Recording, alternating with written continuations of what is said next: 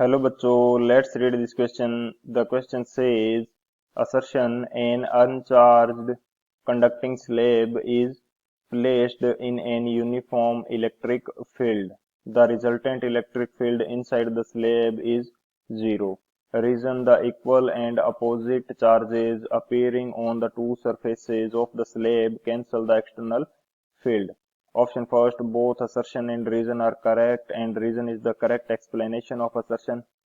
Option second, both assertion and reason are correct, but reason is not the correct explanation of assertion. Option third, assertion is correct, but reason is incorrect. Option fourth, assertion is incorrect, but reason is correct. तो इस question के अंदर हमें क्या बोला गया है कि यदि एक अनचार्ज्ड कंडक्टिंग स्लेब को यूनिफॉर्म इलेक्ट्रिक फील्ड के अंदर रख दें तो इस स्लेब के अंदर जो फील्ड होगा वो जीरो होगा। रीजन इसका क्या दे रखा है कि इक्वल एंड अपोजिट चार्ज इसकी सरफेसेस के ऊपर अपीयर होते हैं, जिसके कारण एक्सटर्नल फील्ड जो है वो कैंसल आउट हो जाता है। तो बात करते हैं की कंसेप्ट की। की कंसेप्ट के अंदर हम लोग डिस्कस कर लेते हैं कि यदि कोई भी कंडक्टिंग सरफेस किसी एक्सटर्नल फील्ड के अंदर रखी जाती है तो उसके ऊपर चार्ज इंड्यूस हो जाता है। तो वो चार्ज इंड्यूस किस प्रकार से होगा एंड इसकी नेचर किस प्रकार की होगी वो देख लेते हैं। तो की कंसेप्ट में बात कर लेता हूं इंड्यूस्ड चार्ज के रूप में। यहाँ पे मेरे पास एक कंडक्टिंग स्फीयर है एंड ये मेरा एक्सटर्नल फील्ड है, ये मेरा एक्सटर्नल फील्ड है।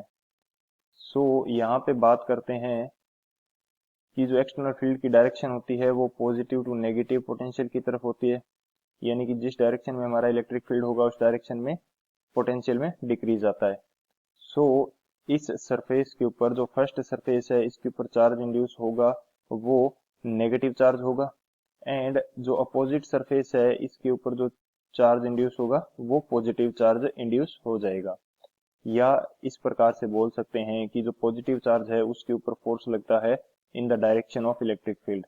सो जो पॉजिटिव चार्ज हैं वो इसकी दूसरी सरफेस के ऊपर इकट्ठे हो जाएंगे एंड जो नेगेटिव चार्ज हैं वो इसकी पहली सरफेस के ऊपर इकट्ठे हो जाएंगे, क्योंकि नेगेटिव चार्ज के ऊपर force in the opposite direction of electric field लगता है। सो इस प्रकार से ये चार्ज इंड्यूस होगा इस अनचार्ज्ड कंडक्टिंग स्लेब के ऊपर। सो बात करते हैं अब सॉल्यूशन की।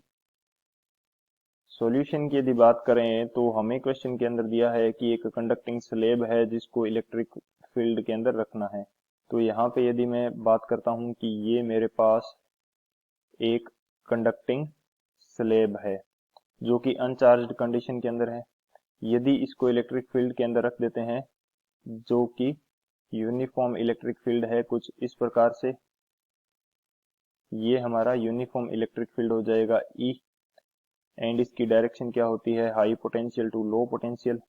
सो जो भी चार्ज इंड्यूस होगा इसकी फर्स्ट सरफेस के ऊपर वो चार्ज होगा नेगेटिव, एंड सेकेंडरी सरफेस के ऊपर इंड्यूस होने वाला चार्ज जो है वो हमारा पॉजिटिव चार्ज होगा। एंड अब इस इंड्यूस्ड चार्ज के कारण इलेक्ट्रिक फील्ड जनरेट होगा जो कि एक्सटर्नल इलेक्ट्रिक फील्ड के अपोजिट डायरेक्शन में होगा, क्योंकि इलेक्ट्रिक फील्ड की डायरेक्शन पॉजिटिव टू नेगेटिव होती है। तो जो इंड्यूस्ड इलेक्ट्रिक फील्ड है वो इलेक्ट्रिक जो एक्सटर्नल इलेक्ट्रिक फील्ड है इसके अपोजिट डायरेक्शन में होगा। तो यहाँ पे ई नेट हमारे पास क्या हो जाएगा, ई नेट हमारे पास हो जाएगा ई एक्सटर्नल माइनस ई इंड्यूस्ड, क्योंकि दोनों की डायरेक्शन जो क्या है इक्वल है, सॉरी दोनों की डायरेक्शन क्या है अपोजिट है, एंड दोनों का मैग्नीट्यूड इक्वल है क्योंकि सेम चार्ज हमारे पास इंड्यूस हो रहा है। सो जो ई नेट निकल के आएगा ये कितना आएगा, ई नेट हमारे पास आ जाएगा जीरो। ई नेट हमारे पास कितना आ जाएगा जीरो।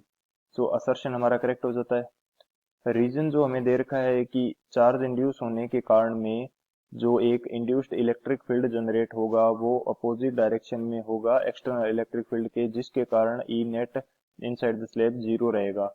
सो असर्शन भी हमारा करेक्ट है, रीजन भी हमारा करेक्ट है, एंड जो रीजन है वो करेक्ट एक्सप्लेनेशन भी है असर्शन के लिए।